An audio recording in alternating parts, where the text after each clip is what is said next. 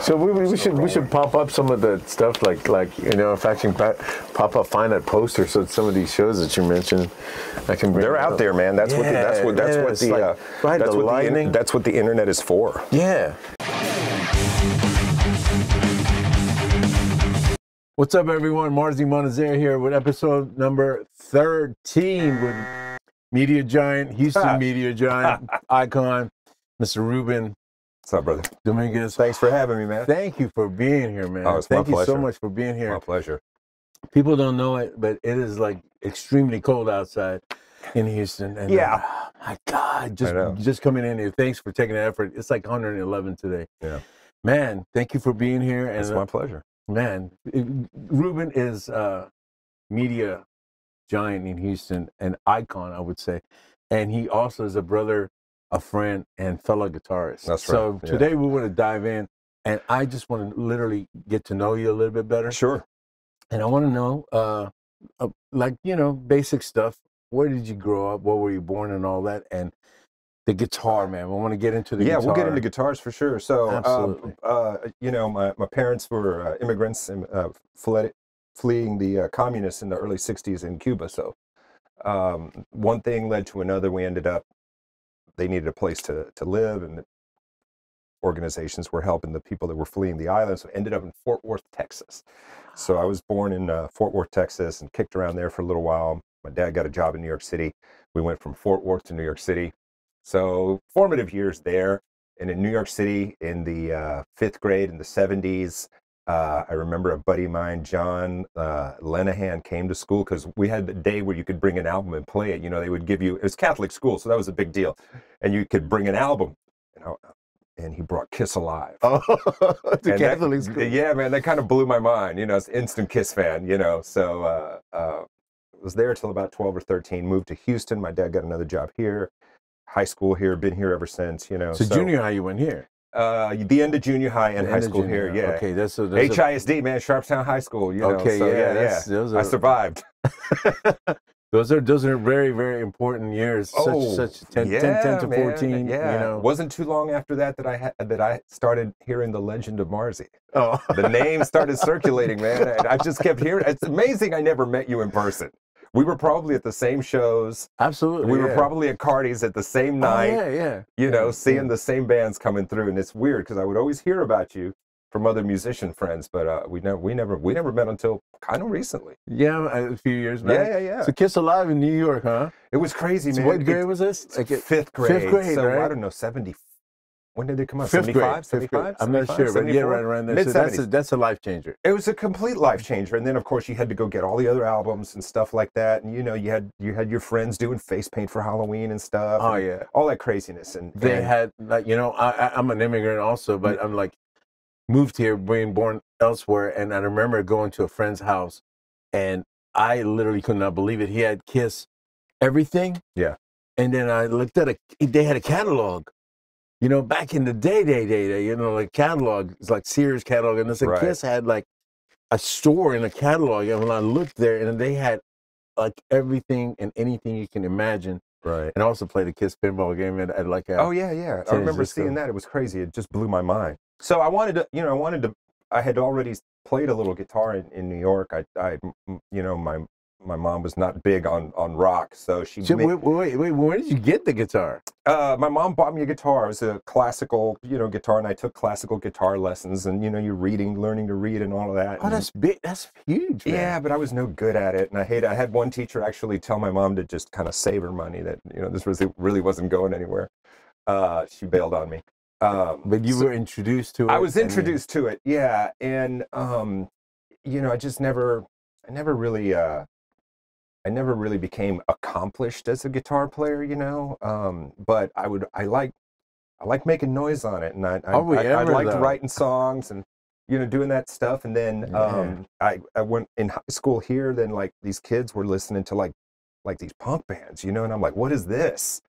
And they're like, yeah, and I was like, because I tried to figure out like Hendrix and stuff. Like, how does this happen? Is this like some alien stuff? I did not have the ear, because back then you had to play the album. I know. I'm sure you've talked about this on the show. You had to you had to have an ear. You had to have an ear. And you had to have or the have patience. someone like that, like already knew it, that could show you. Could show it to you. And not, it wasn't like, and you know, it wasn't whoever was badass in the neighborhood. You may have had a guy, most likely you were going to try to put it in and just go fishing for them notes. Right, exactly. And try to figure it out. And like different people had their own version. It's like that, you know, like I knew like 3 different people that played Number of the Beast 3 different ways, you know, and I was like, is that it? You know, so anyway, I mean, I always loved metal, but I started really early on getting into, you know, more like Sex Pistol stuff and even some Motorhead stuff and some, you know, and I could get by on some bar chords, you know, and that was my whole thing, you know, and it's like, you know, the Van Halen thing obviously was huge in everybody's life, right? You know, Eddie was such a big influence on everybody, and you know, I just punk is underrated, by the way, because when it comes to the conviction, that's the #1 thing. Attitude, sure, but man, to keep up rhythmic patterns like that, consistently. See, some people like bass players like Dusty Hill or things, people like Michael Anthony get like sidelined, but man, the simplicity, but the execution makes it genius. You know, you to be able to. So punk is underrated, but when you get good punk bands, you got good punk bands, you got bad you punk bands. Freaking. See if I can do it. When I used to see Joey Rubber's hand, man, I was like, dude, is this shit made out of rubber? And it was down here. And it's crazy. So killer. But precise and consistent. You know, I think, you know, for me, the whole musical journey was just trying to figure out like what kind of sound I liked and what fit for me. And we were talking about right before we started the show, we were talking about Rat Pedal, right? I remember getting my first Rat, you know, going to it and plugging it in, and I don't even know what I had for an amp. It might have even been some solid state piece of crap. What guitar? Oh shoot! Back then, when did you make that classical to electric transition? I had my dad, you know, and we didn't have a lot of money, and my dad saved up some money, and he went to Evans Music City on Westheimer, and it was basically like Gibson remade the Juniors in the 70s, but they it was almost like an updated Junior, but they really should have made the original Junior because that was a pretty damn good guitar. So I had one of the newer ones with like P90s. It was like Les Paul style, and it said Les Paul, but it didn't have any kind of like model number or anything. Dude, I love that guitar. Yeah, it got stolen. And you know, that's where I first started kind of like learning stuff, and you know, of course I fell in love with it, and but getting that Rat was like, it was like the first piece of gear. You know, that made the sound that I kind of heard in my head. You know, and of course I was like, how much distortion can you get out of it? You know, because you don't know any better. You know, all the albums sound like it's a killer amount. It's like just an ocean of gain. And then of course you find out from players later that they actually used a lot less gain than what you than what you thought it was. Especially with Eddie. Yeah, exactly. It's amazing. Man. Down the rabbit hole with him. And as the years went by, excuse, you know, just by saying, but King Edward, through the years, man, he just went clean. He like took, if you look at the dial from the first album, if you say the gain was wherever, he just went this way. Every album, man. Every album he went down. And he was always great. He was always trying new things. It was still Edward, you know, no matter what he did. He was a sonic genius. Sonic genius, man, 100%. So yeah, you know, kicked around. I used, you know, after high school, I tried the band thing for a little while, a couple of years, and I ended up working in clubs and booking bands and working for promotion companies, you know, and stuff. I worked every job probably at the Axiom that there was available, from the door to, you know, whatever. And I was there when it was like that really great run of bands, like the first Danzig show was there, you know. We did one of the first Guar shows. We did Death. You know, I remember sitting there at that sound check, man, and I was like, what is this? Can you imagine not having any clue? There was a lot of bands that like no clue, and and Death, right? Who else? Voivod.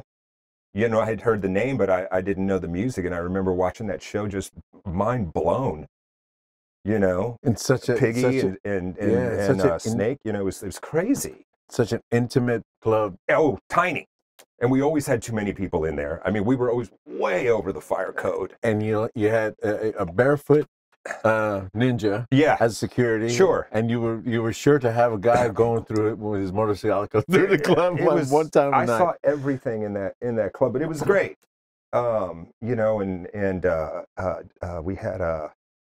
we had it was a show, and again, I hadn't heard of a lot of these bands, and back then when a band wanted to play, they sent you the album.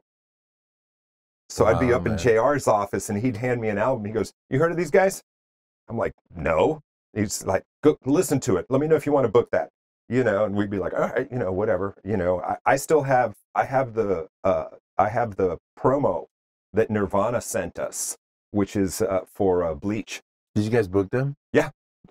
Nobody at the club, and they were a 4-piece back then. That was like before Grohl was even in the band, and I think it was Jason Everman was the other guitar player, and he went to Soundgarden. And but yeah, I still have it. This is amazing. These are amazing. I've had a few of those shows that I've went to. Oh yeah, both in the Axiom, sure, and you know, the Unicorn, which was an old Kroger, and the Vatican. Yeah, like when I saw Rob Zombie, you know, White Zombie, my bad. Yeah, there was about 50 people.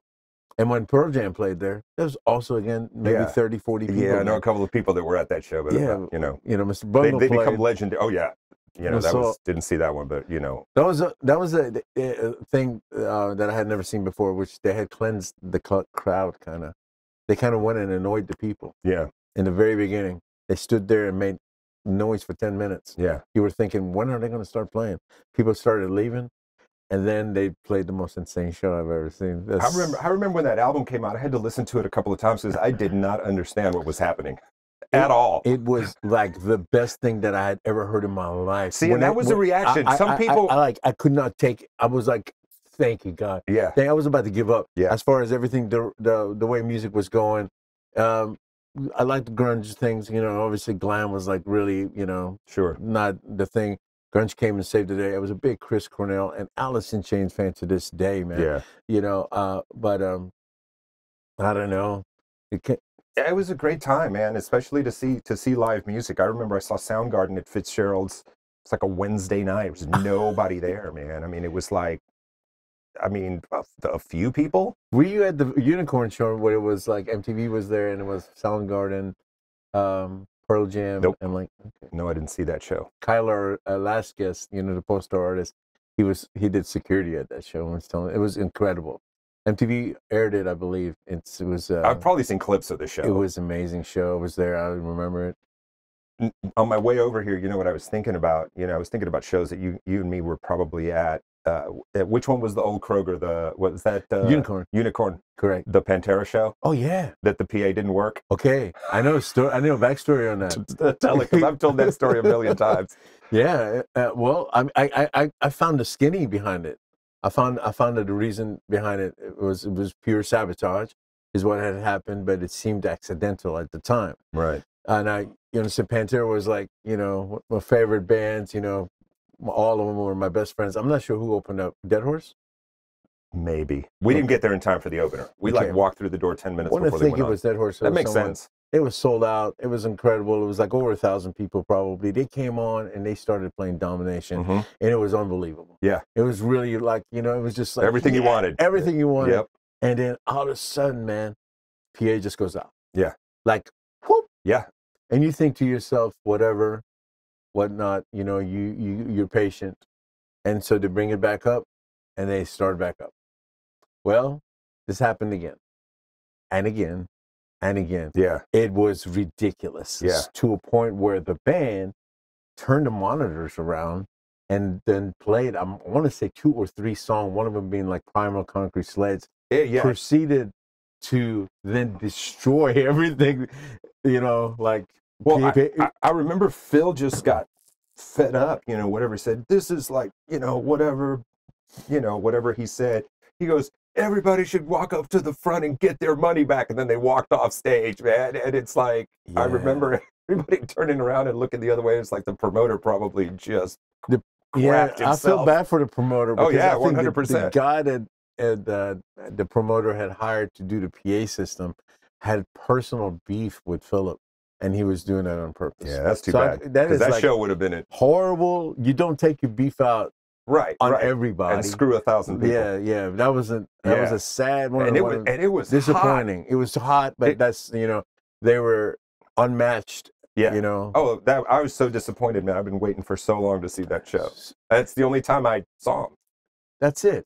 Never got to see him. It just never worked out. I want to go back to Axiom real quick. Yeah. Did you the Nirvana thing was so huge, it's like nobody. Yeah, the Nirvana thing was incredible. Any other bands did you book, or can you remember? Yeah, well, I mean, the club would book. JR would do the booking, and we would just be there, helping out, and it was a real kind of like family thing. Joe Clater was there for a while. Rest his soul. Yeah, man, God rest his soul. What a great dude. Yeah. And the whole Rivet Head thing was happening, and we were booking a lot of metal.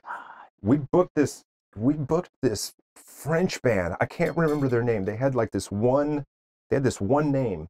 It wasn't like Trouble or something. Not that it was that, but I can't remember. They came in. Nobody had ever heard about them, man, and they crushed. Never heard them again. They just completely disappeared. But I remember nobody in the band spoke any English at all. Wow. But they were killer. And then a lot of the punk acts. We saw. We had 7 Seconds. We had a lot of that's fuzzy. That's going back to a fuzzier time. But the company that I started working with, they booked a little small, like up to 1,000 kind of thing, and they were kind of contracted by Pace Concerts. So whatever Pace didn't want to send their guys to, we picked it up and we did it. We did DRI. We didn't do the Bad Brain show. We did because I went to that one just to hang out. And there you go, man. Now you didn't have that's a huge show. But for some reason they booked them at, remember the Fast and Cool Club on Kirby, which was just like this college hangout, frozen margarita kind of place. And they booked the Bad Brains, and the regular people that go to that hangout at that place were there. And then there were like some of the Bad Brain t-shirt people. That crowd did not know what the hell was happening, except for the people in the front of the stage going bananas. And it wasn't even promoted. It was like nobody even knew they were in town. Oh, wow. I only knew because I knew the guy that booked it. That's such a spinal tap moment. There's no flyer. There was nothing. I don't know if it was like some sort of last minute they added the city because maybe San Antonio canceled, or who knows. It was incredible to see them. I'm a huge Dr. No fan. And so that one really sticks out in my mind. I remember I had nothing to do with this show, but I remember I had already started seeing the flyers for this band around town, and people were talking about it, and Public News was writing about them. And do you remember Blythe Spirits? Of course. Yeah. So we went like Wednesday, Thursday night, and we saw King's X. We're sitting at a table. People were sitting at tables upstairs. There's nobody there, man. I know. And they did their whole set. Mm-hmm. And it was I heard about that show. It was like getting kicked in the head. I can't imagine. I want to tell you, I heard about how loud that show was. It was very loud. And I went there, and because I worked at Southpaw Guitars. Yeah. And this girl walked in, and they were like talking, and the owner pointed his finger, and then they came up to me, and they wanted to start a band. I went to see them at Blythe Spirits. Right. Dana and Linda, who later on with me and Bloss ended up being Black Sheep. Right, Black Sheep. And we went to Blythe Spirits and also played, and then all we always heard about. I was like, how did they even fit? That's not a rock room, man. No, I can't. There's no stage. You're just standing on the floor. I can't imagine Doug Pennick's bass tone going through that. And they had all their gear, man. But that was one of their very first shows in Houston. So I went up and I talked to Doug after the show, and I remember they did a song, and I was like, man, I really love that song. And he goes, oh, that's a cover. It's a David Lindley song. I love David Lindley. And we were talking, and I introduced myself. And you know that Doug's the kind of person, he's the sweetest human being. Doug remembers everybody. Mm-hmm. I saw Doug like 5 or 6 years later at Rockin' Robin. I'm like, hey, Doug. He's like, hey, what's up, man? I said, you remember me at the club? He's like, absolutely, And then it was right before they played a show at Numbers. I remember I went to see a show there, and it was really, really cool. He just turned 72? 73. 73. Yes. Dude looks amazing. Yeah. He is absolutely. He's a freak. He's a freak. He's a freak. God bless him, man. I'm so happy. King's X was the first band that Black Sheep, because Dana and Linda knew Doug, you know, because of the Blythe Spears, you know, that whole that crowd, connection prior to them, you know, getting signed, and they knew their management. We opened up, Black Sheep opened up for them at, On the Rocks in Dallas. I remember meeting Doug. I remember he was like, "Yeah, I'm 37, you know, and I'm like 18 or something." I'm going, "Man, that is old." I was thinking that. How are you still playing music? Yeah, at that age. And now that's kind of funny because 37. Yeah. Now he's 73. Sure. And he just got better and better. I mean, he looks great. Yeah. He plays great. He's just such a beautiful soul. Absolutely, 100%. He's just the voice of, like, the soul of, like, rock, man. His voice is so. When King came out on the radio, you know, Bloss was like, "Dude, have you heard this on KLOL?" And you know, it was unreal. And then I went and got Out of the Silent Planet, and What Is This became my favorite song off that album because of his bass tone I'd never heard. And I remember when we opened up for him, I remember looking at Bloss and going, "Do you hear that?" And, you know, because we were looking at, you know, 80-something, you know? Yeah. And I was like, he's like, "What?" I was like, "Bro, they're tuned down. Yeah. They're like very low." And that was. Did he have the 8-string yet or not yet? Yeah, he had the 8-string, but that wasn't a thing. It was not a thing. That, like, you know, they influenced the grunge era. 100%. Yeah, people don't know that. They were the first ones to now like, that really... that album was not, that debut album was not this wild commercial success. You know, I mean, MTV was playing the video and stuff, but that was not a, you know, not a huge success. But the number of musicians that touched, that guys were like, "Let's do that." Yeah, I mean, they so influential. People have come forward, you know, everybody from, like, you know, Korn to, like, I mean, who else? Pearl Jam. Jeff Ahmed is a huge fan. And he admitted it, you know. Yeah. And I remember being a kid and listening to it live. And I will tell you this, that we had people actually come up to us, and we were like in a half cover band. Right. And they were like, "Yeah, like, you guys are great. These guys are," like, King's X kind of went over people's heads. They're like ahead of their time.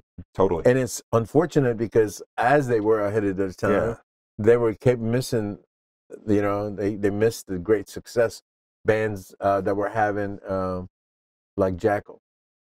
At the time, because I know that Jackal the King's X had, when Lollapalooza had, like, they had a great, I think Woodstock or something, I forget what it was. I think it was Woodstock, the second one or something. They had a prime slot. They were on Tonight Show. There were all this stuff, but they had sold, like, I think 250 units that month, while Jackal had come out with the Chainsaw and had sold 250,000, and just to be a runaway hit. Yeah, and then so they went over everybody's head. But when you listen to King's X music, and I'm glad, you know, that we were on the same page, and because it is the absolute truth, they're responsible for bands tuning down, and doing all the drop stuff because they were the first ones. And then they had harmonies, and they had, you know, they had the guitar solos and toned and so clean, and the contrast. Yeah. But Doug's, they were just all the chemistry. You know, Jerry's playing is so unique. Yeah. Doug. It's 3 guys. There's 3 guys. Yeah. It's amazing, man. Yeah. It's absolutely. And then they came out with Gretchen. Yeah. All right, man. We're big. We need to go get King's X tattoos. Yeah, next. Right? Yeah. Doug, you're paying for it. Right. Doug and I can come with us. Played together a few times, and it's been a blessing to just be on the stage with him. Yeah. You know, we're friends. I can only imagine. You know, first and foremost, like, but we never jammed. Right. And one time he had a band called Razor 13 where the guitar player wasn't available to play. So I showed up at Warehouse Live at 6 o'clock and played a show with Doug at 8 o'clock. Thank God it was a 30-minute set. Yeah. And I had, you know, notes written down. I hope so. I was like, "Hey, look, there was a rhythm guitar player, Al Shire." So I was like, "Man, look, I'm gonna go crazy and I'm gonna play the basics." Right. I kept it down. I didn't make it a Marzi show, but Doug, I think we were having fun, man. Yeah. And then him and I and Dave Lombardo of Slayer played Manic Depression. Nice. At a dime bash one time. Yeah. And that me and Doug were talking and cracking jokes. I think we were both laughing when Lombardo approached us and he goes, "4 count, right?" And we both looked at each other again. We kept continuing. I was like, "No, bro, the whole song's in 3." Yeah. You know, and if you watch the footage, Dave still played 4. Play 4. Yeah. But he came, you know, he's like, "I'm Dave Lombardo. I played 4." He still came on, what are you going to say to quick. Dave Lombardo? You know, it's like. So that was a funny. So you mentioned Dave Lombardo. I'll tell you my Slayer story. So I started writing. I wanted to write even when I was playing guitar before I went back to school. Went back to the university. There were a couple of little local fanzines that were kicking around the state. So, you wrote for them. They needed writers, and you'd get a bunch of CDs in the mail. I'm like, this is cool, And so I was doing reviews and stuff like that. And then, the guy who was the editor said, hey, can you interview Slayer? And I was already, my TV gig had already started, but I wasn't on air. I was management track, which is it's another story.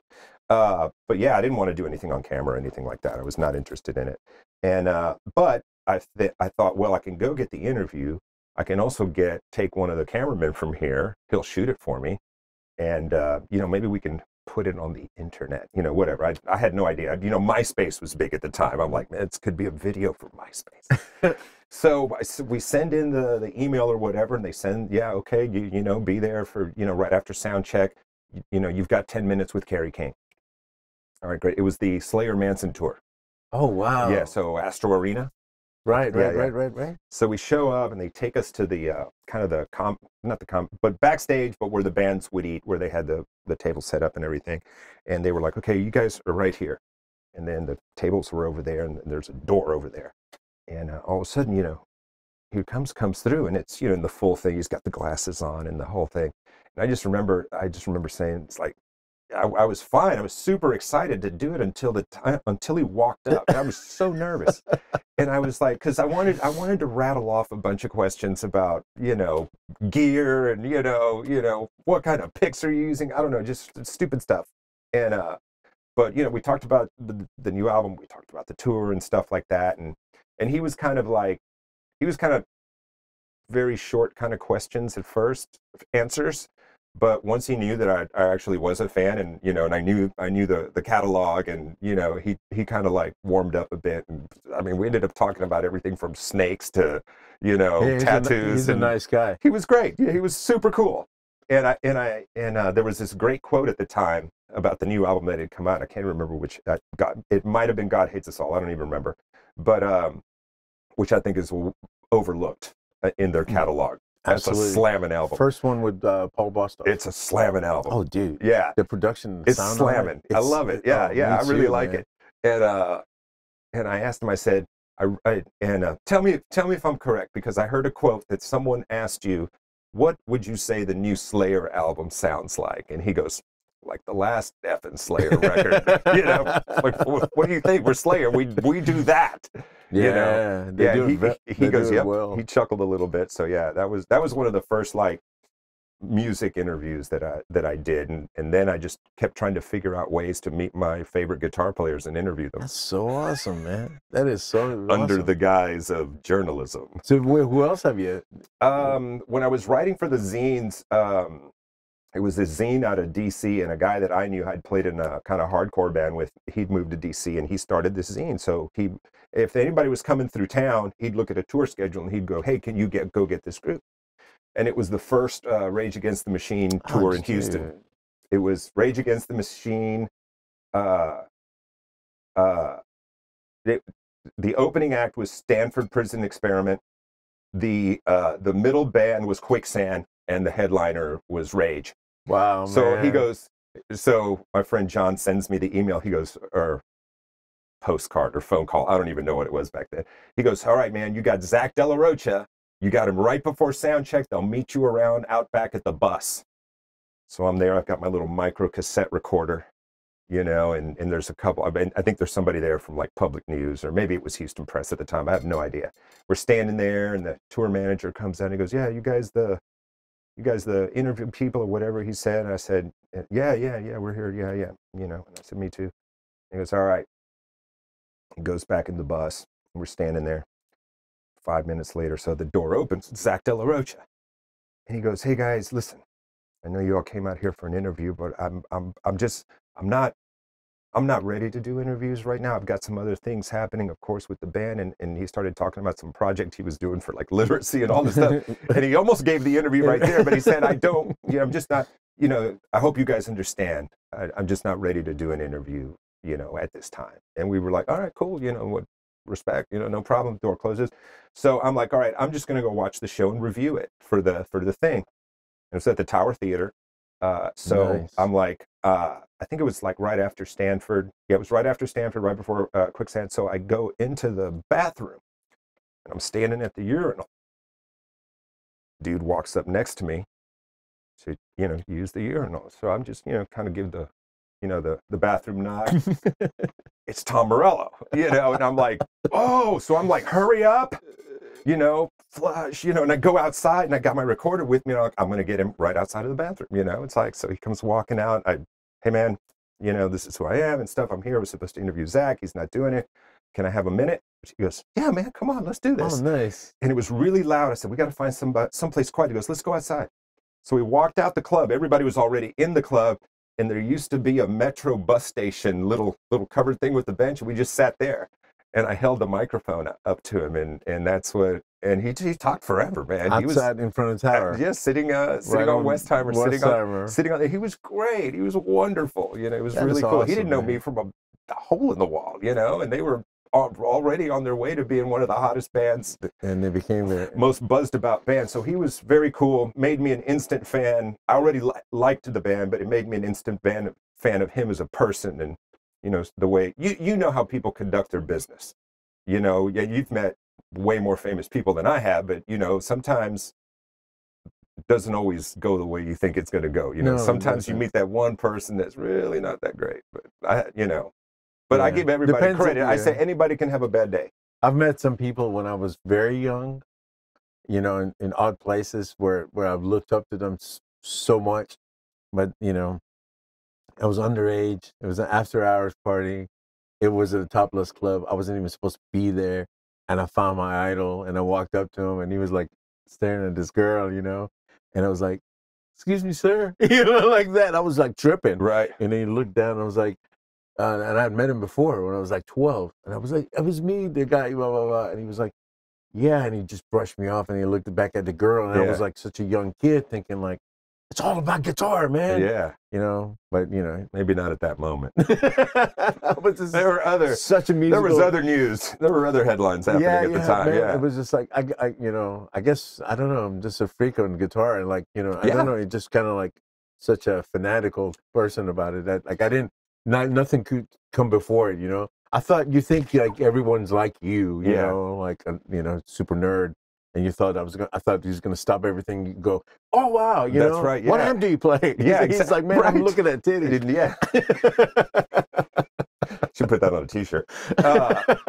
Yeah, same deal, man. It's like I met. I was supposed to go over and grab a very quick interview. It was the last time ZZ Top played the rodeo. And it was a big deal because they hadn't played in years. So we went over to the hotel over in the Galleria where they were staying, and you know, my boss was like, again, I wasn't doing anything on the air. My role in television was something completely different. And we get into the room, and you know, Frank's there, really nice. Talked with him for a few seconds, set up the camera and stuff. And they wanted all three of them to be together before we did the interview. And Dusty shows up. He was great. And then Billy comes walking in and sits down.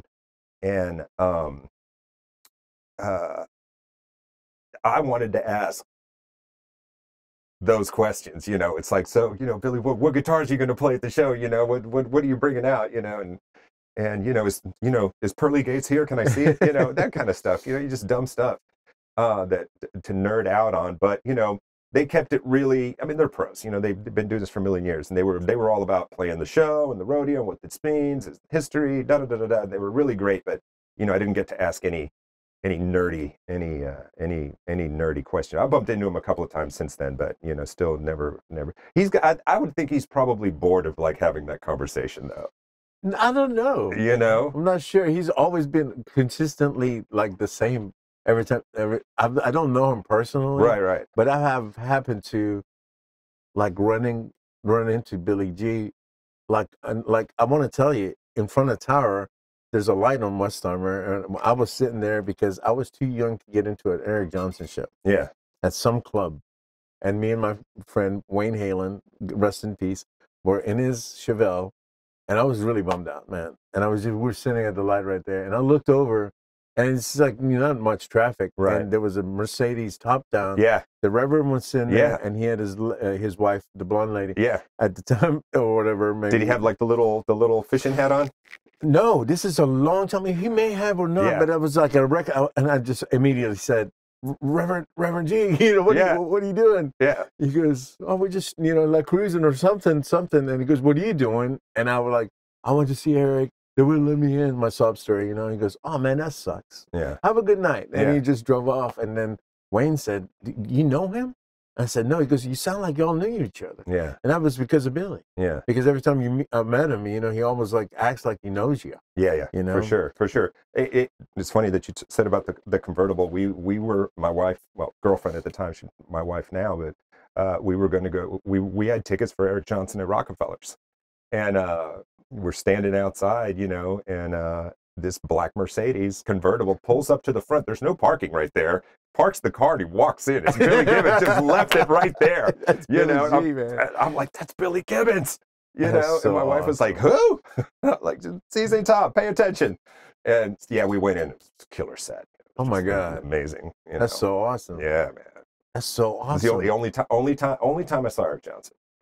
So you just said Eric Johnson at Rockefeller. Yeah. You mentioned Billy. Yeah. I don't remember Billy, but I wonder, did anyone open up for him that particular night that you remember? God, I don't know. I've seen Eric. Do you remember if it was like a show? I wonder if we were there at the same time. It could have been. Because he also played one night where he played two shows. I took my mom to see the earlier show. Right. And then I went back to see the evening show. And, I went downstairs. My tickets were upstairs. And I just kept hanging around, noticing that the seat in front of Eric was not taken. So my teenage butt went up there and sat down. I even put my feet up by the monitor. Yeah. And I still couldn't figure out what he was doing. Oh, sure. No, yeah. It's and like... Another time I saw Eric at Rockefellers, not knowing who this guy is, not Eric, but the opener. Guy in a leather jacket, stool, drink, smoking a cigarette, cursing up a storm. I was, he's a comedian. Right. It's Bill Hicks. Bill Hicks. When I saw Eric, he had a comedian open. Well, that might have been that night. It was not Bill Hicks. Oh, it was a woman. It was. It was a woman. So isn't that interesting that he's done that? And she was dirty. Oh, she was really good. Oh, okay. Now I'm remembering she had these long nails. She was funny as hell, but I was like, why is there a comedian in front of I didn't understand that. So I don't know if you know Jerry Wayne Longmire. He's a Houston comedian. He's an incredible comedian. He's getting really big on the internet, but he won Last Man Standing, and we did his second interview. This show was with him. Oh, cool. And man, I totally forgot what I was talking about. This is where comedians. We were talking about comedians. Comedians. Well, opening acts. How it's weird to have a comedian open for your. So I've seen him like grow up, and he was with Ralphie May. Ralphie May kind of took him under his wing. Now he's blown up and all that. But it was always my dream to have like that happen. And he's done it 4 times, but the most epic one was at the Continental Club, man. He opened up for Heaviest Texas right back when I was singing. And, and it was just one of those things. A lot of people think, why is there a comedian here? Right. But it was the contrast is it's great. I thought it was great. Yeah. I thought it was great. So that's I'm not sure. I've seen a lady talk super dirty back then, but I'm not sure if I was that. Well, the only time I saw Sam Kinison, I was a little late. I think I saw Kinison probably 2 years too late, because then he was touring with the band. I saw that one. He would come out, he would do the stand up, and then then he would do the set with the band. With the band, I saw that. Did you see that? Which was okay. You saw that one? Yeah, it wasn't great. That's when he became like mega big. Oh yeah. Yeah, they played Rockefellers. Yeah. Houston. Yeah, and then he played that club out in Southwest Houston. I can't remember what it was. It was off of Gessner or something. The weirdest opening act though that I ever saw. I walked into Rock and Ramen just to get something, and my buddy Harry used to work there, and Harry, oh man. Yeah, and Harry goes, hey man, what are you doing tomorrow night? I said, nothing, and he goes, here, there's 2 tickets. It was ZZ Top at Fitzgerald's.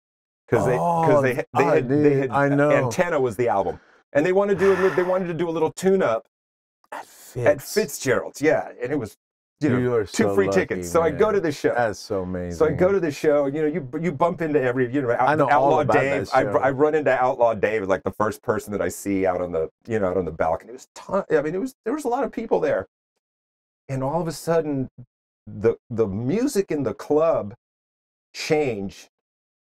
And there was louder music, like, oh, this is opening music, right? And people were like, oh, let's go in and stuff like that. The lights came down a little bit. And these two women walk out on stage, and apparently they worked at Rick's, kind of a famous club in Houston, and Rick's proceeded to just strip all of their clothes off. And it was so weird being at Fitzgerald's with dollar bills flying through the air at the stage. You know, and I'm like, what am I seeing right now? You know, they did like 3 songs. They picked up all the money and they walked off, and ZZ Top came out and played their set. That is amazing. What an intro.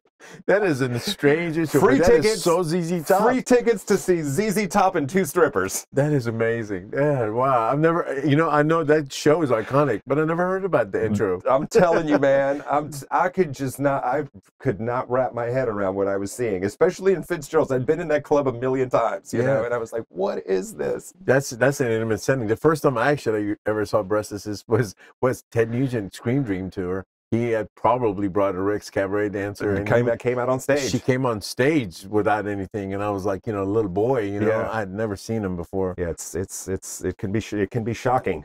Yeah, early on, yeah, and with Ted Nugent, yeah, that could be. It was totally awesome. Yeah. I was eating Tic Tacs at that show. Yeah, I was, you know, like again being an immigrant kid coming here about 9 or 10, I was already going to shows without knowing how to speak English. Like I was getting dropped off at the Summit or the Coliseum. Yeah, you know, or like whatever else was downtown, and then my dad's like, was the best. I'll come back and like Van Halen. Coliseum was the best. Which I was going to say, did you ever see Van Halen? So I only saw him one time. Okay. My wife at the time, my girlfriend, we went to Dallas. I think it was the Texas Jam. Oh man, it was the Van Hagar. It was the first show with Sammy in Texas. And that's the only time I saw him. That was a great show, though. It was fantastic. I was there. Yeah, I was there, and that whole thing was like Aerosmith played that night. I think so. I know Dio was on the bill. Dio was like, it was incredible. Yeah, but Dio came out at like 6 o'clock, and it was hotter than it was terrible. I mean, they sounded great, but I mean, I saw them in Houston and old U of H, University of Houston. Cullen Auditorium. Not the auditorium, but the Jepson Stadium. Oh, okay. Oh, yeah, the old. And then, you know, it was Monsters of Rock. You know, maybe that's what it was. Fahrenheit opened up, and I think the band Kingdom Come, who had that very familiar Zeppelin Sonic song hit, they played. Dawkins played and had that sounds right. a horrible set. That Not sounds that right. Dawkins had a horrible set. But sound wasn't good, and there was about 60,000 people. Yeah. And then I won't get into details, but George was mad, and he threw his guitar. Yeah. It elevated to a point where I don't think the band was aware of it because they had monitors, but there was no sound coming out but like the snare and the kick drum for like 3 songs, and the Moog pedals, from Jeff Spielson's Moog pedals. So the crowd, like, you couldn't see the sky anymore because anything that was like, any object that was in anybody's hand went airborne. Yeah. And like but then Metallica played. Yeah. It was Still Daylight. Yeah. And I'll never forget that. That's crazy. And so the girls in Black Sheep were like older than me and Bloss. You know, they were like, Jethro Tull was like the heaviest they'd gotten. Right. Man, Metallica, bro. Sure. You know, and they had just gotten Jason, and they're doing Master of Puppets, and it was like they're all wearing black on. So was that Injustice for All? Prior to. So Garage Days had just come out, which is a great record. And but they became friends, you know, with I think Van Halen at that tour because Van Halen played that with Sammy, and they have always killed it. My Van Halen life, you know, begins with you know, Woman and Children First. Oh yeah, that was the first album that I ever bought. Yeah, and that's the first tour that I ever saw. Yeah, that's a good first tour to see. I saw them. The following year, they played 2 nights. They started bringing bands like ZZ Top. You know, it was the first band on the radio. They'd be like, you know, it's ZZ Top. You know, the commercials were so exciting. Yeah. Then all of a sudden, night 2 added, and then night 3 added, Gradually. That's how it was. Yeah. Yeah. And another band, couple other bands that did that. Journey did that in Houston. Yep. Also Van Halen. Yep. In 1984, they played 3 nights. Yeah. But a guy that played in Houston 7 nights. Stevie Ray Vaughan? No, sir. Oh. It sold out. Prince. Oh, Prince. Yeah, I saw one of those. Man, yeah, we went to one of those. Yeah, I saw one. I've never seen. Oh yeah, my God. It was great. I wish I would. A friend of mine, when he came through with the Power Generation, there's a very famous story. He showed up at some club. Man. He kept. And my friend Monique was at the show because she knew everybody's like, Prince is coming. You got to be there. And they were like, sure, Prince is coming. They went. Prince walked out on the stage, played till like 3 o'clock in the morning. And that's what I heard. Yeah, that she he saw played it. for like a lot longer. She saw it. That's amazing. That is a mind-blowing musician. I bought the first record. I bought the first Prince record. Yeah, because I think it was like Night Flight. Is he on a horse or something? The first record, I believe it's just him. He's got no shirt on. It's from here, and the hair's long. It just says Prince, right? And Des Dickerson, right, on guitar. Oh, it was Des. Yeah, with the he had the Charvel. He had the Charvel with the Japanese thingy, and then he had kind of like the Explorer one, and and I was like, that dude's cool. And yeah, they were. But I remember there was a video for the song Bambi. And I heard it came on one night at one of these late night shows. I don't even think MTV was, because MTV wasn't even playing black artists. No. You know that whole thing. Yep. And I remember it just blew my mind. I'm like, who is this skinny black dude that is just like on fire? He was like this mini James, like somebody had just put James Brown and Little Richard into this little 4-foot package. And just cut him loose, The guy was like add some Santana and Jimi Hendrix to that. The television was probably hot, when that video was on. That is and amazing. It changed and I remember playing that record and going, "What the hell is this?" And then by the time you get to like Controversy and all of that stuff, and you could tell where he was going, and the fact that he played everything. Rock guitar players have always loved him. Yeah, of course, right? of course. And I knew of the fact that it's kind of similar to Wolfgang Van Halen currently. Wolfgang writes his songs, Renaissance and plays the instruments. He grew up in 5150, man. Right. The deal. He was probably like playing with his Matchbox cards under the board while they were like, his band Mammoth and his songs. But and Prince did the same thing. Yeah. He played everything on his records. Yeah. Those earlier records prior to him. He's just a flat out genius, man. He's written so many songs for so many people. Oh yeah. Sinead O'Connor, rest in peace. Bangles. Who just passed away. Yeah. Nothing compares. Yeah. Yeah, he wrote that. Yeah. The guy was a visionary, man. He was just a freak, in the best possible way. In the best possible way. Everybody, talking about shows that we were probably at together. Did you see the Ride the Lightning tour at Cardi's? I did not, man. Yeah, I saw that. Armored Saint open. I did not. And come on, man. Dude, I want to hear all about the cabinets. Armored Saint had their stuff in front, but there's this wall of Marshalls that, like, I think they were like 3 412s high. So they went up behind the lighting rig, because Cardi's is not that big. Dude, and they came out there and just blew a hole in the stage. It was unreal. That is so cool that you got to see that. Yeah, because I had Kill 'Em All, and I hadn't even bought Ride the Lightning yet. But you snuck into that show. No, I was old enough. Were you? Yeah. Cardi's was always a mess for me. Yeah. Because it was always like an age issue. Yeah. Because back then, we were like from 14, we were trying to sneak into clubs, and they were really. Some clubs, some clubs were really strict, super strict, like Rock Zone and all the stuff. I was always underage for it. I think it was 18 and up, and I think that's how we got in. We weren't old enough to drink, but I think it was an 18 and up show. I missed that one. Do you know what another great? I saw so many great shows that who I never saw there. Stevie Ray Vaughan played, I think, like every Wednesday for $1. Fitzgerald? No, at Cardi's. I never knew that. Okay, on KLOL, it's an old radio station here in Houston. They'd be like, "Hey, and don't forget, brought to you Bud Light, whatever. Stevie Ray Vaughan."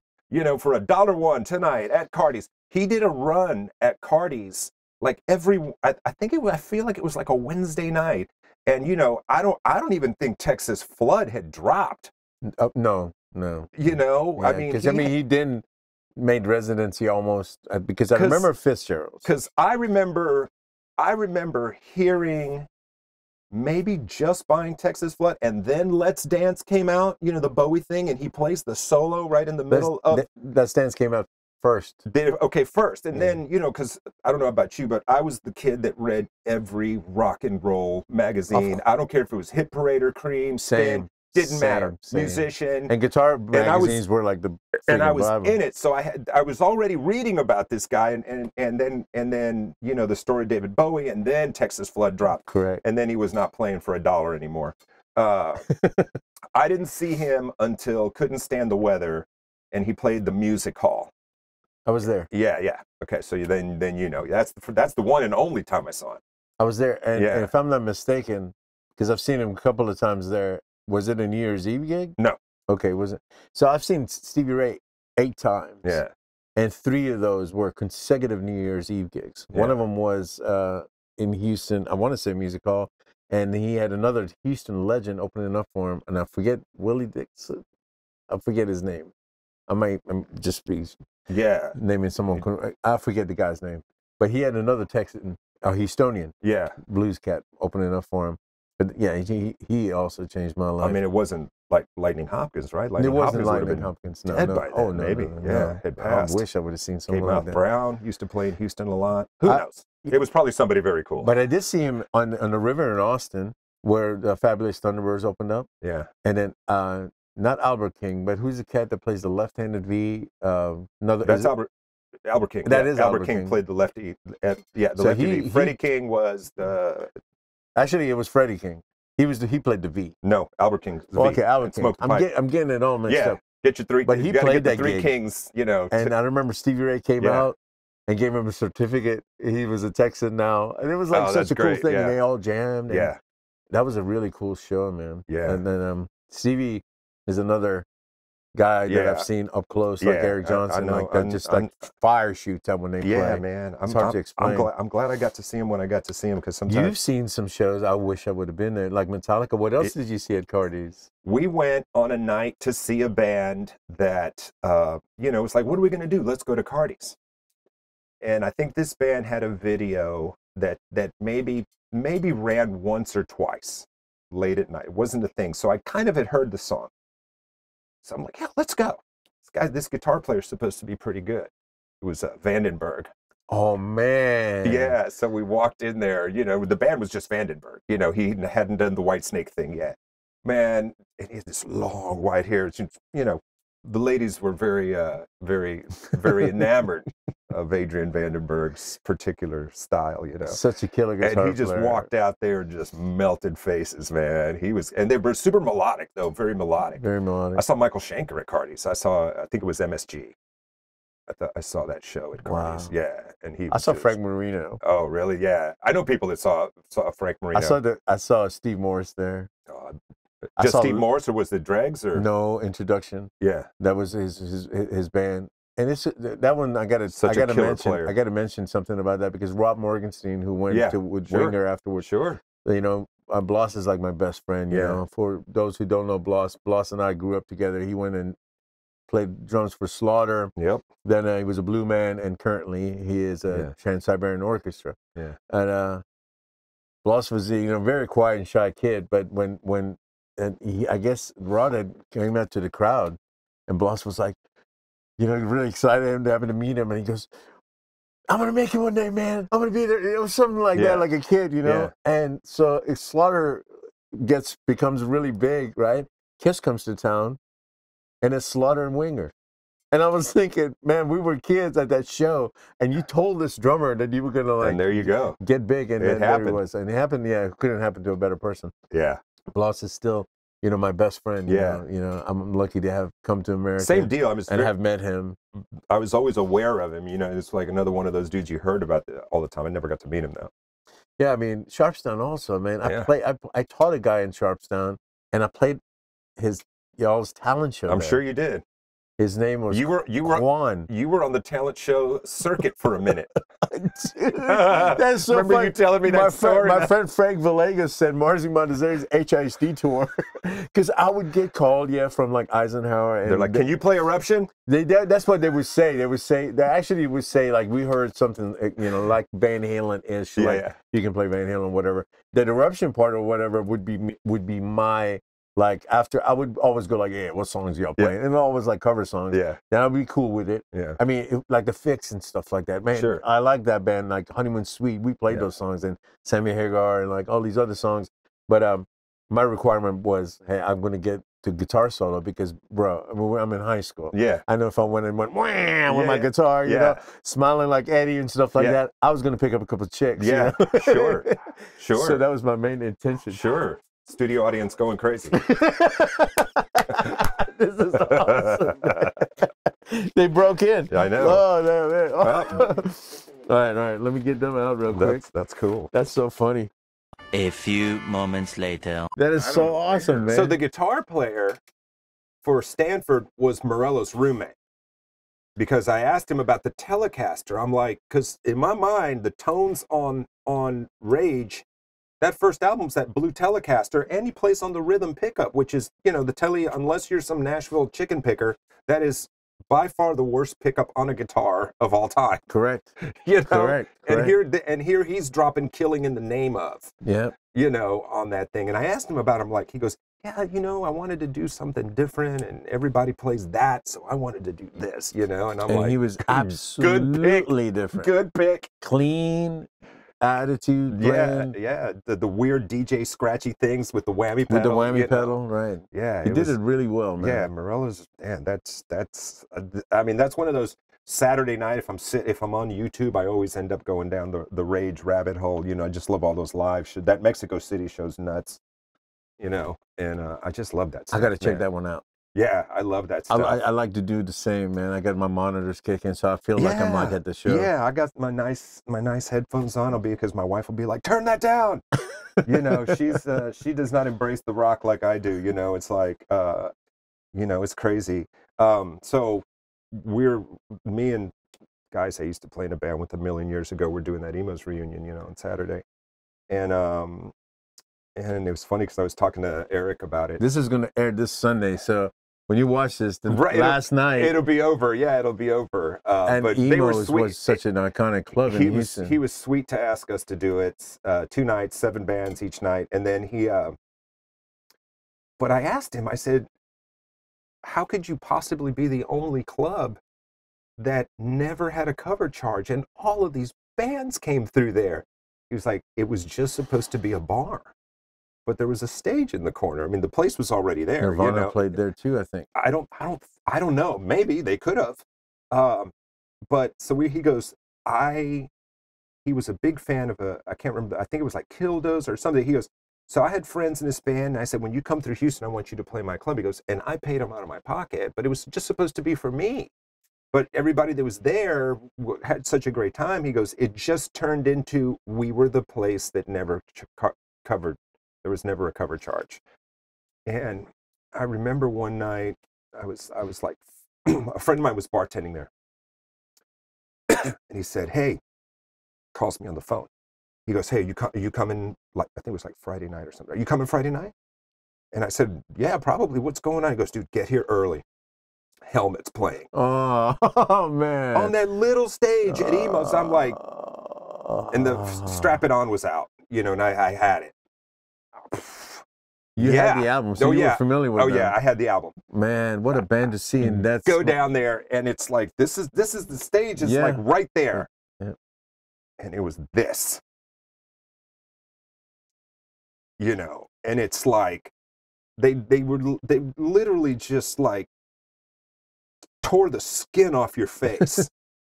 But it was a band doing their own thing. They really didn't sound like anybody else. Still don't, yeah. And Paige Hamilton is a very accomplished guitarist. Yes, that dude can read jazz charts, but he's always leaned to kind of the more experimental, noisier side of things. And he created that whole thing. And then within a year, you had bands like on, you know, with that drop D kind of like, you know, real staccato kind of riffing, you know, that whole thing happened. I mean, yeah, it didn't take long. I've said it before, you know, it got me almost in trouble for it, but it's the truth.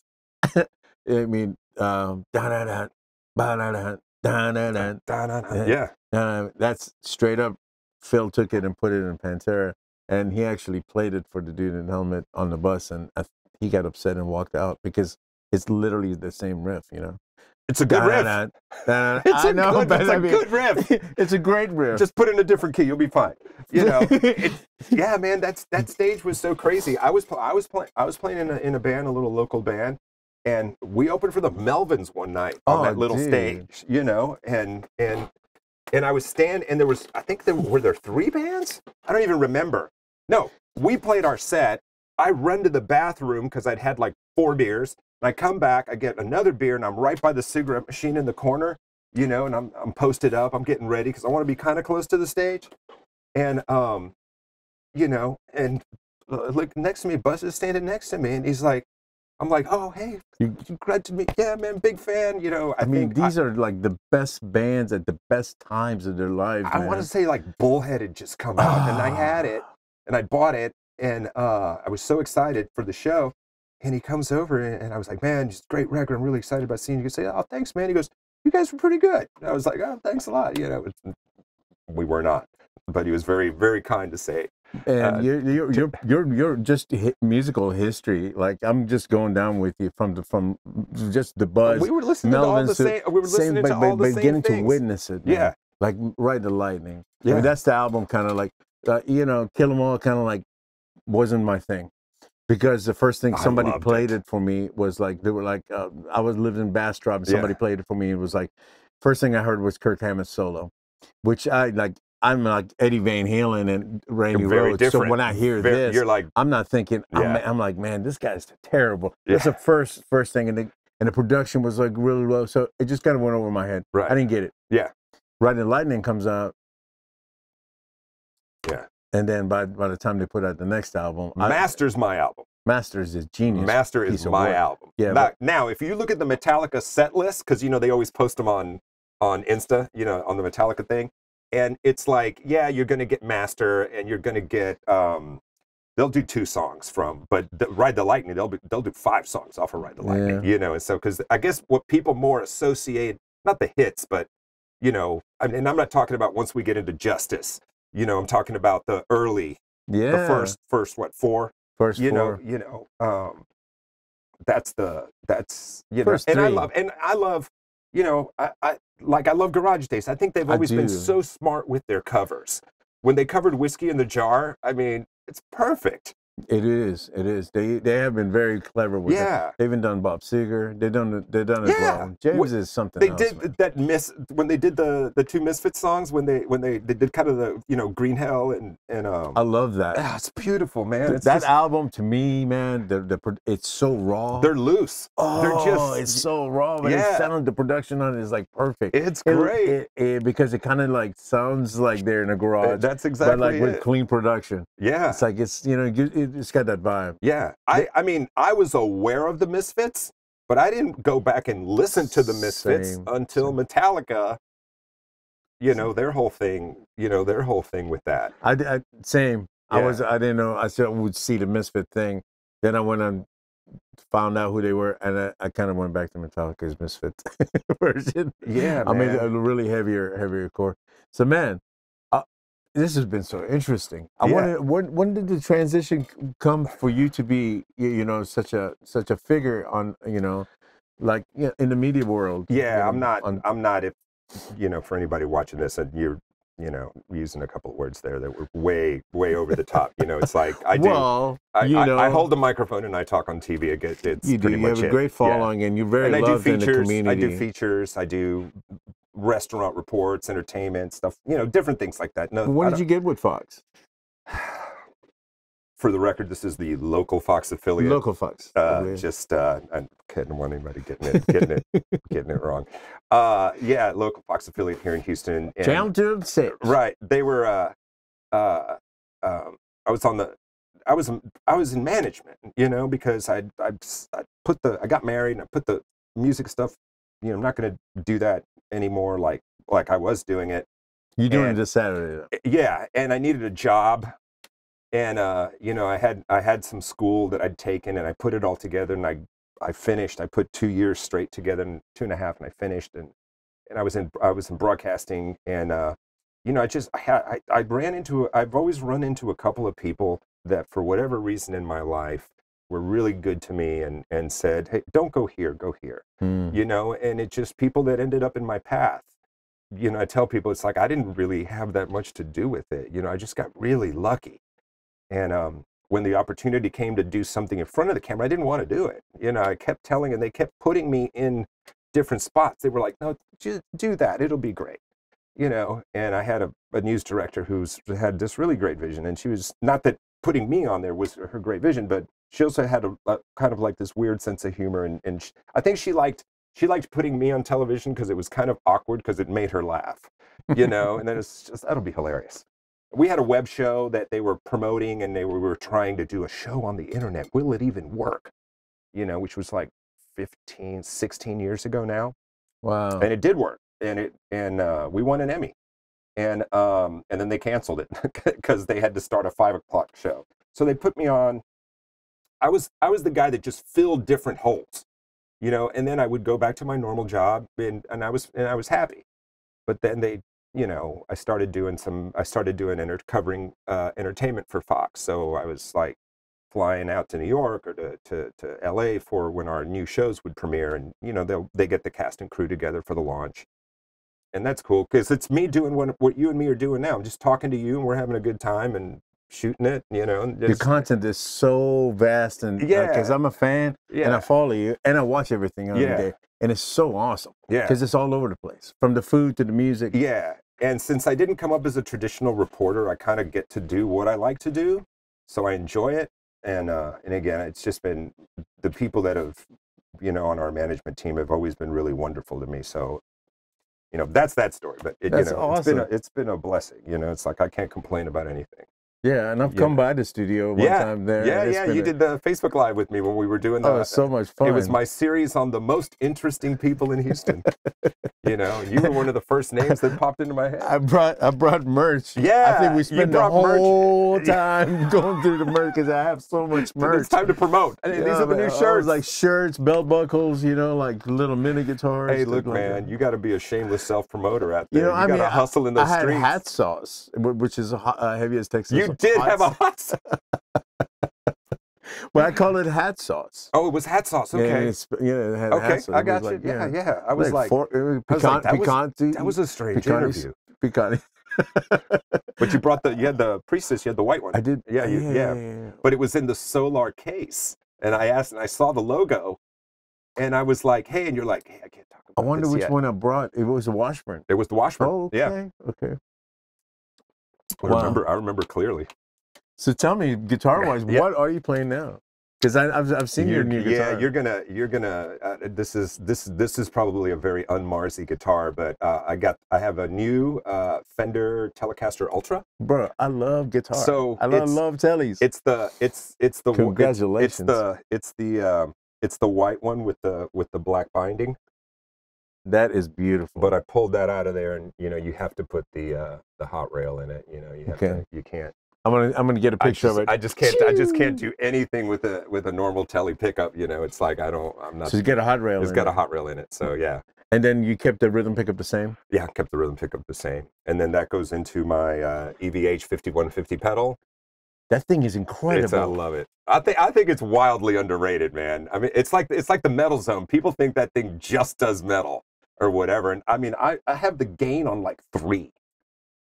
Or like it's got 3. A gate. Yeah, that 3. Pedal's got. It has a gate. It has a gate. Got all kinds of goodies EQ on actually it. works. Right, it does. Yeah, it's a great pedal. Yeah, like on a clean. Channel. Yeah, you can really dial the brown sound and then some. Yeah, it sounds huge, but I keep it dialed pretty low. How about the amp, man? So I have a Victory V30, nice, little lunchbox, that's like the Guthrie Govan amp, and then a 212 that I loaded with Warehouse speakers. And by the way, the guys at Warehouse are amazing, because when I was shopping for, am I going to go Celestian? Am I going to go I just had an enclosure, you know, and I emailed these guys and I said, hey, this is the guitar I play. These are the pedals I have. We kind of sound like these bands. And the guy said, oh, I'm going to recommend that you get one of the whatever, and our other matched. They'd be perfect for what you do. And it sounds great, man. It sounds so incredible. So shout out to the Warehouse guys. They were amazing. Very interesting on that, man. Yeah, that was Speaker cool. match. Yeah, speaker match. And then what else is on the board? I have a Strymon El Capistan that I love. I just got the new Strymon Cloudburst, which I haven't even plugged it in yet. Because I just got it like hours ago. They're the best of the best. I'm not mad at them. I have the old school, you know, the MXR carbon copies on there, you know, and I wanted a fuzz because I don't have a fuzz. So I got the JHS, the cheese ball, which gives you like 4 different circuits. So that's awesome. Does your amp have an effects loop, by the way? It does. So you run your delay. I tried doing the loop. And I'm lazy, man. I just didn't want to plug in 2 more cords. So everything goes straight into the front. The amp's clean, into the you know, hits the 5150 first, and then everything else is after that. That's killer, man. That's killer. That's killer. I can't wait till Saturday. Well, just don't get too excited. No, I am excited, man. I can't promise. It's all in the end of the day, man. I can't promise anything. It's all in the hands. Yeah, it's all for most people. For people that can, you know, I tell people I have a pedestrian understanding of the guitar. That's such a yeah. Oh. Yeah. So anyway, yeah. So that's the love and passion that you bring to the table, man. Even just sitting here and you know, in your content, it's you feel it. You know, yeah. I'm sure Saturday night won't be short of that. Yeah. You know, we did the Axiom reunion in 2012, and I don't know about you at high school, but you know, my high school career was, you know, I was, you know, not the popular kid, and when they sent out the I think, what's the first reunion? 10 years? Is that like the first reunion? Yeah, 10. And I remember a friend of mine, I get a call from a buddy of mine who I talked to maybe a couple of times from high school because my parents knew his parents and stuff. He's like, hey man, are you going to the reunion? And I said, what reunion? It's a 10-year reunion. And I said, I didn't know anything about it. He goes, well, of course not. He goes, on the invitation, you're listed on help us find these people.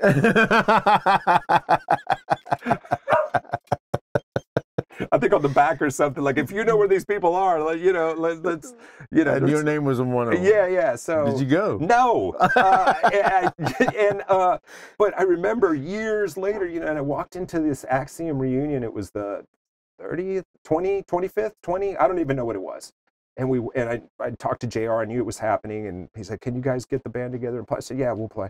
And it was 2 nights, same deal. And we played the second night. And I remember walking in, and it was like, that was kind of like my high school reunion, you know? It was like, you know, because I was 19, 20 working at the Axiom, maybe 21. I don't know. But so I kind of think that the emos thing is going to have a similar vibe, because that's awesome. It's going to be a lot of dudes in concert shirts, you know, with like nowhere near as much hair as they used to have. And, you know, we're going to get a lot of like, hey, this is my son, you know, you know, this is my daughter, you know, and all that stuff, you know. It's going to be cool. I want to bring up something with you and see if you actually are remember, or maybe it's the first time you're hearing about it. Yeah. Black Sheep, you know, Dana, our singer, long red hair at the time, you know, one day she was like, I'm doing a video, something for this band. She doesn't tell us because, like I said, you know, their whole heavy metal thing was like Jethro Tull, you know. So she went and she came and she was like, we did that at the Axiom. A couple of guys from some other local band were here. Wally Farkas was in it, and this and that and that. Oh yeah. And so I was like, cool deal. You know the name of the band? So she didn't remember or something or whatever. And then we're watching, and it's like, it's coming on MTV, and it's friggin' Testament's first video, and it's an Aerosmith cover. And they shot it at the Axiom? It's shot at the Axiom. It's shot at the Axiom. It's on YouTube. Okay. It's shot at the Axiom. She plays the role of a waitress. And she's like, the club is empty, and she just comes up there, and then they're like, that it's just the guys. Yeah. And then I know somebody like does a stage job, but there's nobody there, so they eat it. I remember that about the video, and I want to say it's Nobody's Fault by Aerosmith. God, it's a cover. I don't remember that. So yeah, Testament shot their first. I think it's their first video, but one of their videos. One of the first videos. I'm gonna look that up. I should have done my homework, but I know this for a fact because Dana was in it. Yeah, Dana I'm gonna look Davis. that up because I don't. Yeah, because I don't remember that at all. So yeah, just drop some science, man. And look at that knowledge. Testament played at Numbers with Wrathchild, and I remember I was at that show. What a great band! Were they not Rothschild or were they Rothschild America? Wrathchild America. Okay, because I remember seeing it was Wrathchild America, and I was working for the promoter. So I'm working the show. You know, and my job was usually dressing room. You know, my job was the writer, you know, and the, you know, whatever, like make 10 white towels, you know, deli tray, vegan sandwich, 12-pack of Corona, whatever. So Testament is on their last song, and we're standing, you know, in the wings, and my boss comes over and goes, hey, when this ends, you need to take the singer, Chuck, you know, you need to take him right to the hotel. He's not feeling bad, you know, he's sick. And I'm like, okay. And I had this little teeny tiny Nissan pickup truck. And so he comes walking, he's a big dude. He's very big. And he comes walking off the stage, and you can tell the guy's not feeling really great. And, hey, Chuck, this is Ruben. He's going to take you back to the hotel. He's like, all right. So he gets in the truck, you know, and I'm driving back there, and he was nice enough to talk for a little bit. But, you know, I'm a big fan, man. You know, love you guys, you know, and all that. She's like, yeah, man, cool, thank you. You know, he's coughing, and, you know, I dropped him off at his thing. And by the time I got back to the club, everybody was gone, you know. I mean, I wanted to meet like Alex, and, you know, so I didn't get to, but that was like, that. I think that's the only time I saw them. But they were great. Wrathchild was killer. You know, I do remember that. Really, really good. Was Agony Column on that show? I don't know, maybe. I don't know. Where was this at? Numbers. Numbers. Yeah, it was at Numbers. It was at Numbers. Yeah, there was a lot of weird nights like that. That night, so Testament didn't play that many nights here prior to like whatever. No. So I want to say this: they played here in Houston. Could have been that show. Yeah. Could have been. There was a girl, Italian girl named Nikki, that worked at Rock Zone, which was a club off North Houston. Yeah. Black Sheep was playing there. Yeah. While we were playing, she walks in with Testament. They had just finished playing. Yeah. So it could have been that show. Yeah. And then, so if it was the band without Chuck, it was probably that show. In fact, you know what? I don't remember seeing Chuck because he didn't get on stage. And I will tell you this, that they watched us play, then they were on stage. Because I remember giving Alex my guitar, and then they got on stage. They just took the bass. Played some songs. We only had one guitar, so nobody was singing.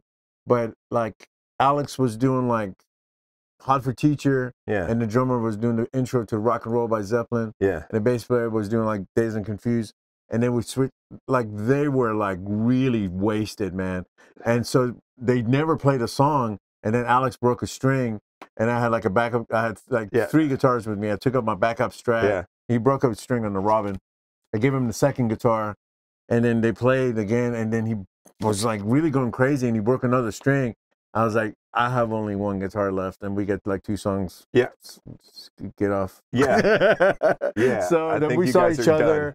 Well, Alex is an incredible guy. Yeah. So nice, and we've seen each other since so many different times, and you know, one time at a Pantera show at backstage, and then he came and said some nice things to me from that night. He remembered like he's legato and all the stuff he was talking about.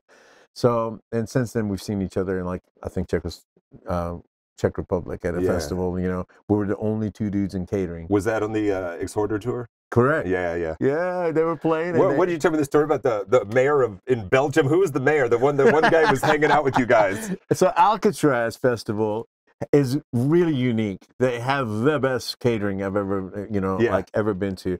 And then after you play and stuff like that, you know, where you come in, these 2 ladies came in and we're like, gave you some bottle of wine and some chocolates. And we're like, this is from like the mayor. Yeah. And we thought she was kidding. Right. And then he's like a big metalhead, and he has his own little, you know, like a box or something. Yeah, he has his own box. And it's an outdoor thing. He had his own thing. So he invited all of us. I happened to be the last guy from Exhorter to go up there. But when we went up there, man, this guy was just like, he was supremely nice and cool. I didn't catch his name, so we just kept calling him the mayor of Belgium. Right. So, hey, like, good, whatever. Yeah. He was awesome, and we got to see the show. I tasted incredible beer that day. Yeah. And I'm not even a beer drinker, but pretty good I enjoyed it very much. It's pretty good there. And he had all these people dressed like Rob Halford running around, and then were coming up, but he would just go give him this and give him that, and they were giving me these small pieces of chocolate that were small enough for you to just taste. Yeah.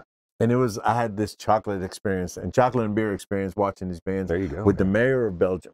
And I can't wait. It's been a minute for me. It's been my second time, and I can't wait to go back again. Yeah, man. Once everything goes well, maybe we go there. Yeah, we'll take a trip. Hell yeah, I'll go with you, man. It's a great festival. Yeah. So I've played them all except Wacken. I'd love to see a European festival. That one I was supposed to go with last summer with. I remember with Overkill. Yeah. I spent my summer actually learning their songs. I know. My friend Phil Demmel can learn songs. Yeah. They ended up canceling the whole thing, right? A few of them. But I think mandates had changed. Right. And I wasn't replacing anyone because Dave Links is actually my first friend from Overkill. Right. I knew him before I knew anyone else. Yeah. And I had actually called and asked him. He didn't want. It was not the. It was a vaccination kind of thing. Yeah. So he gave me his blessings. I was going to sit in with them for a few, like Europe and Mexico and all this stuff, but it never happened. And a few of those shows got canceled. But that's now I'm like back on Marzi path. Yeah. So what's the name of the band you playing with Saturday? So the band in 86, 87 we had a little garage band going, and we were kicking around, and we didn't have a name.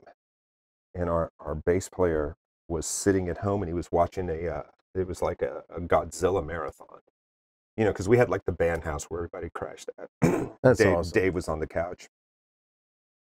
And I remember he used to snap his fingers. And we were hanging out, drinking beer, whatever. And all of a sudden we hear, I've got the name for the band. What is it? Toho Ehio. And we were like, what the hell is that? He goes, I don't know, but after every Godzilla movie, it's the first thing that comes on the screen. Well, that was the studio that created the movies. So that was like saying, I don't know, whatever, Miramax or Casablanca or whatever. So we were like, fine, and you don't think about things when you're a little kid. And it turned into one of those things where you just had to explain it to people for so many times. I saw it so many times in like public news and like all the. Yeah, and then when we just shortened it, it was just Toho, and it was these 4 black letters, so people were like, what? So that's how that happened. And so we're doing that. We're playing Saturday night. And it's gonna be it's gonna be fun because it's a good stage, it's good sound in there. We're traditionally Where's it going to be? At Rockefeller's. We traditionally used to play places Rockefeller's now especially, they've revamped it. Yeah. It always sounds good, but they've done Yeah. Houston, live venues in Houston were not well known for their incredible PAs. No. Back in the day, but it is now. I mean, God, can you imagine like having like a White Oak or something, back in the day? It's like, there wasn't that here. And bands. White Oak to me is have you seen the movie The Jerk? Of course. Yeah. Okay. Remember the beginning when he has that house? Yeah. Then he builds a different one? Yeah. That's to me, White Oak is like Fitzgerald's, because it's like a clean version. Fitzgerald's was great in the time for the time, and so many memories there, man. I saw so many crazy bands there. It's sad now. You drive by there, it's a parking lot. Yeah, it's a pay lot. It's sad. A friend of mine took me to see Fishbone, and I had never seen Truth and Soul. Probably, yeah. I had never seen a pit like that. It was probably the best. One of the, if not the best show I've ever seen in my life. I'm telling you, it's one of the top 10 shows. I always tell people that, and I will tell. I want to mention another show which was one-off. Fishbone was on fire, and man, the lights were like there was no lights. Yeah, there was just hot. A band, and they're like, and that floor would move. The floor was moving, and my friend Chuck goes, "I'm going to get into pit," and he threw me to the. And I was back behind the wall, Yeah. and that thing was going like that, and the floor was moving. I'm thinking, man, we're going to all go down. Yeah. And it was such a hot show. These guys are like executing, like playing horns, this, that. They were like killing it, man. Yeah. And the first song, the first guy stage diving were the band. Yeah. You know, I mean, Angelo was the first guy in the crowd. Yeah. If you haven't seen the documentary, I think it's Everyday Sunshine. It's freaking amazing. And how they did not end up becoming one of the biggest bands of that sound or whatever they should have been. And a show that had that energy, and it wasn't too long after Fishbone, and was what were they called? They only had one song, and which is amazing to me that the place was so packed. Urban Dance Squad. They had that one song, Deeper Shade of Soul. So we went up there to see this. It was packed. They hit the first note. People were flying off of that stage. It was the same deal. It was just that energy was incredible. They were really good. I had the album, and they were really, really good. And the guitar player was in it. They were based in Holland, I want to say, even though they had that rock rap thing happening. But they were definitely, and they had a DJ. But the guitarist had actually it was from Texas, I think, because he had played with like Flaco Jimenez, and he'd played with all these different artists, and now he was in this kind of weird, rappy, rocky, groovy thing. And great guitar player, Black Les Paul. I remember he was great, real clean too. Wasn't like heavily distorted and stuff. But it just blew me away, But that was a great place to see a show, I saw another king there. So this is going to be, who's the king that I saw? The Iceman. Plays left-handed telly. That's, Alvin? Is it Albert King? I don't know. I thought that was Albert King. I don't know. The Ice Pick. Yeah, the Iceman. The Iceman. Yeah. He was playing. He capoed it, right? Didn't he capo it? Some of it. Yeah. And he had Jerry Curl, and he was just like Albert Collins. Okay. I think so. There's a country player too, man. I'm getting them all wrong, but it's Albert Lee is the country player. Yeah. Okay, right. Let me do this here. Yeah. Okay. Yeah, I tripped out when I found out he was British. Me too. It's like Jerry Donahue. He plays in the Helicasters, Shredders, the Country Pickers. Yeah. And then, I'll bend a lot of this. And it's like, what? Yeah, it doesn't work in your mind. He's like, you're supposed to do it like this. That's what you expect. And then he talks with a British accent. Yeah. I went to Rockefeller's office upstairs, and I was like, why is this blues man, this older blues man, have a stack of cable, this thick? Yeah. Why? I didn't get it. Yeah. Middle of the set, he gets off stage, and he goes to the tables. Yeah. And he walked out. Yeah. And we walked out with him. Yeah. He brought we stopped Washington. Yeah. The traffic. Walked out in the sidewalk. He didn't walk in the sidewalk. He walked in the middle of the street, and he stood there. Yeah.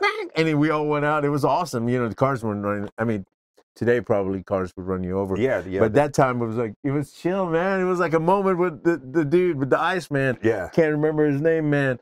Live like there. So looking forward to it. I haven't been in Rockefeller's in a long time. It's going to bring a lot of memories. Yeah, and man. Man. We'll Talk see. about we'll see. Haven't heard a band name in so long. Yeah. So how's it going with what you got going on? I mean, you just finished a food run. Yeah, we just finished a month of restaurants for Houston Restaurant Weeks. Which is absolutely awesome. Yeah, it's an awesome deal. We're such a great food town, man. So a lot of I get to spend a lot of time in these joints. But people are always asking me, it's like, what's the best restaurant? What's the best this and what's the best that? It's like, other than doing the job, man, I go to like taquerias. It's not like, white tablecloth, kind of like, multi-course meals and stuff. We have it all I like here. taquerias. I like Vietnamese. I like Indian joints. It's Same like here. Yeah, it's nothing. And plus, I want to get in, eat my food, and leave.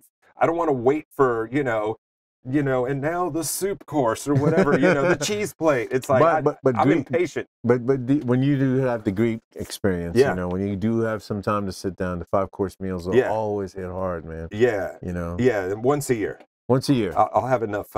My father, rest in peace, would take us to the Great Greek when it used to be Oh, out yeah. in Gessner and Westheimer. Yeah, man. And Old I school. was a young man that felt guilty. And I'm telling you, man, I couldn't eat. Yeah. Because they had a guy playing acoustic, Yeah. rhythm, and they had another cat playing bouzouki, with that Greek instrument. And he was as clean and faster than Yngwie Malmsteen. Oh, yeah. Then. Yeah. Like ripping, like Al Di Meola, like... Phil X talks about that stuff. Because he grew up listening to bouzouki players. There's another one. Phil X is a great friend and just he's like a lightning bolt, man. I'd love to meet that guy. You will love it. You would love Phil. Phil is one of the most down to earth. Yeah. He's beautiful. He's beautiful. He seems like it. We did the Randy Rhoads thing together when we toured. Yeah. A few nights together, so we get to spend some time together, kind of like, you know, we played the same night in the same kind of band and like coffee shops and stuff like that. Yeah. And I love him, man. Yeah. When I met him on a personal level, I love that dude to death. Yeah. So, man, what else you got going on? I want to know. I do a car segment. It's called Ruben's Rides. We don't do it all the time. We do it every now and then.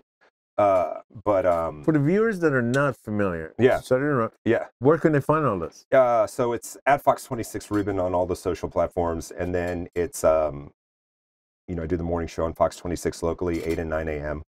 I do a live stream at Cactus Music. Want to shout out the Cactus guys. Oh yeah. At 12:30 every Thursday. That's where I was earlier. It's called The Drop, and it's basically just new vinyl, what's out, and cool, man. Yeah.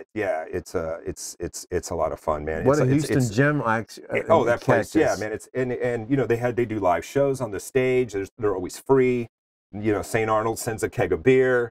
It's pretty cool. I'm so thankful for them to It's a little gem, man. Yeah. And they do. I mean, they've got a local band in there in 2 weeks. In Psych, so it's not just all like. But when they start going on down the list of like who's been on that stage, it's pretty impressive. Yeah. Yeah. It is. It's pretty crazy, man. So I have history there myself. Yeah. Okay. Well, there you go. And you've been on all the stages. It's one of those Houston gems. Yeah. That as times have changed, we have lost a few things, but it has maintained to be, and which I'm personally am thankful for.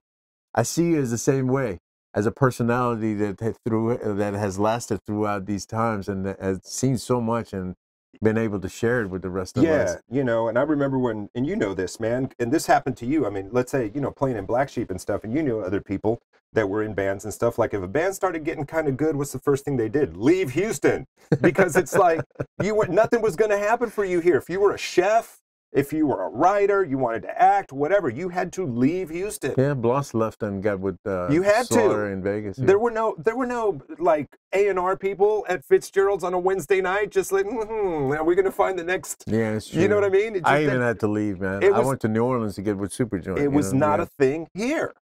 And I think in the past 10 or 15 years or so, we've always had, like our rap scene. Strong rap scene. We've had a newer country Americana scene that's gotten pretty good, you've got musicians coming out of here that people know. You've got Crunbin, you've got what's that big band with the big lady singing their blues? Cam Franklin, with the Suffers. Tauntauns were a thing for a minute. We have an incredible heavy scene too. Heavy scene. Suffers ended up playing. They were one of the last bands to play on Letterman. Yep. Yeah. They were playing in New York in some club, and like somebody from Letterman's team was like, "Oh, you guys have to play the show." That is huge. And then people were like, "The Suffers are going to be on Letterman." We're like, "What?" And since then, Yeah, I mean, they've had their moments, and it's I just think it's a good time. It's a good time to be here. It is. It really is. We're still not a music city to the rest of the country. I think we need a festival. We need a festival. Well, we have to have a festival. We have a festival that's been successful here. That's been now renowned as one of the best in the nation or in the world. Actually, It's called Hell's Heroes. Yeah, Hell's Heroes. Right. And so that's awesome. And I get the sense of like Houston really coming up. We got bands like we have young thrash bands here. We got bands like Posers that are cross thrash. You got like the band called Stabbing. That's like brutal death. I think Loudwire did their top 10 bands that you need to be listening to, and like the number 1 or number 2 was a Houston band. There you go. But I never heard the name because that's one area that. So you need to tell me next time. It's like, dude, we need to go see these guys. There's a lot of we need to roll out to that because I haven't been able to get out. So my friends in Suffocation are coming, and then when they do, there's a Stabbing is from Houston. Yeah, they're opening up. So what was that proggy band? They were super instrumental. It was before COVID. They were getting a lot of Scale the Mountain, Scale the Summit. They were getting a lot of attention. Yeah, I kept seeing them pop up on a lot of the sites. I know the guitar players, Chris and his. But they were instrumental, Trevor, right? They were all instrumental. I know that one guitar player went into a different band with a female vocalist. I don't really hear much from them. I listen to them though. But now, it's like if you get a song that's popping on, SoundCloud, whatever you're on, and streaming, and all of a sudden it's getting out there. Yeah. Currently, you don't have a band that's got a hit that's pretty good. They're called God Hand. Yeah. Their single is taken off all over the place right now. There you go. They're from Houston. So you might. It's like Houston. We never saw you guys play in Houston. You don't have to. It's like all of a sudden there's a tour already, and you're going to Europe. Well, yeah, a lot of kids that I grew up with, like, my friends are playing drums in Black Flag. Yeah. It's like, man. Yeah. And one of them's in Black Flag, and one's playing with like Johnny Ramone. Used to play in Heaviest, Texas, actually. Yeah. So that's the synergy is awesome. It's a lot of good energy. We got a lot going on here. Yeah. And you are definitely one of them, man. Well, I thank you for coming here. And pleasure. Man, Thanks, man, brother. this has been fun. Thank you, man. Getting to know all this stuff. Yeah. I get jealous, but yet so excited about hearing anybody talk about, like, I saw Van Halen with Black Sabbath. Yeah. Then you telling me, Cardi's, man. Yeah. Cardi's, like, Texas, just, it's unexplainable. It was But you see Metallica and Ride the Lightning. Yeah. Wow. Oh, yeah, that was... Thanks for sharing your stories, yeah, man, for sure. And I'm going to get a snapshot of your guitar and all the rest of it.